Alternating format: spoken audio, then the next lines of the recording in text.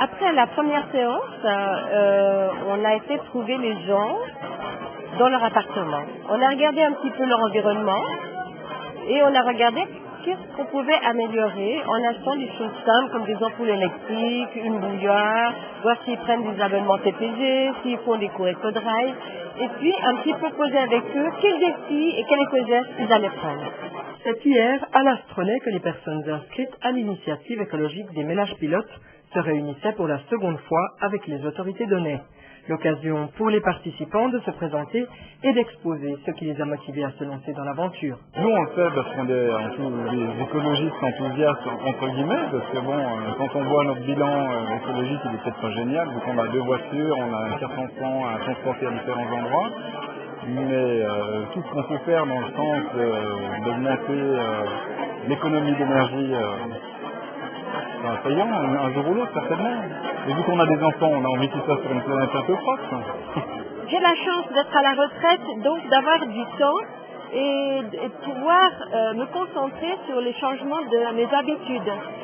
Et donc, j'ai déjà commencé à, par exemple, à récupérer l'aluminium ou les bouteilles, ce que je ne faisais pas auparavant, et le compost aussi. Et cette réunion a non seulement permis de parler des motivations, mais également des appréhensions.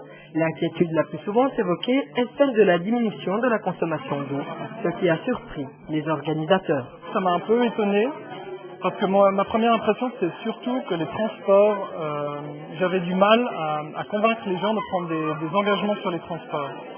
Parce que les transports, c'est vraiment quelque chose qu'on utilise quotidiennement, et la voiture surtout, les gens avaient du mal à prendre des engagements sur la voiture. Et puis je réalise que finalement c'est pas ce qu'ils ont présenté en priorité, et l'eau chaude semble aussi être un éco-geste qui leur pose pas mal de problèmes.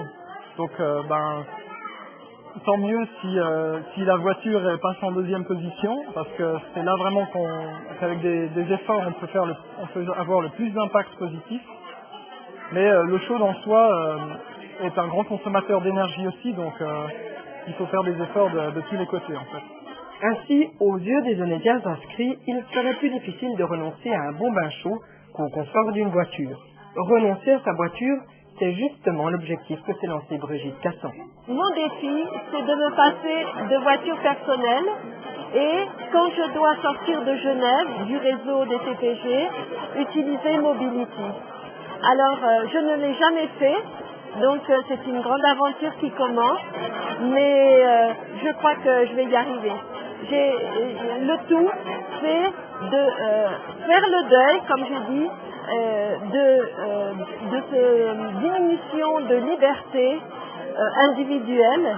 Brigitte Casson a toutefois encore un peu de temps pour faire le deuil de sa voiture, car l'aventure ne commence pas tout de suite, et si de suivre de près ou de loin l'aventure des ménages pilotes vous tente, sachez qu'une série de forums est organisée à la salle communale, dont la première séance se tiendra le 19 février prochain sur le thème de la mobilité.